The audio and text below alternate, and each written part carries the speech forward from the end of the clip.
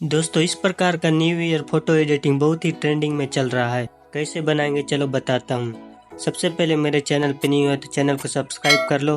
फिर दोस्तों PicsArt app open करो। इसके बाद एडिट अ फोटो पर क्लिक करो। क्लिक करने के बाद बैकग्राउंड फोटो सेलेक्ट करना।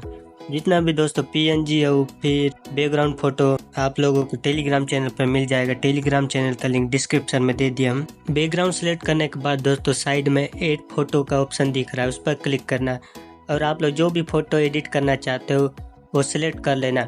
सिलेक्ट करने के बाद दोस्तों अच्छे से एडजस्ट कर लेना और बैकग्राउंड रिमूव का ऑप्शन दिख रहा है, उस पर क्लिक करना और फिर से एडजस्ट कर लेना।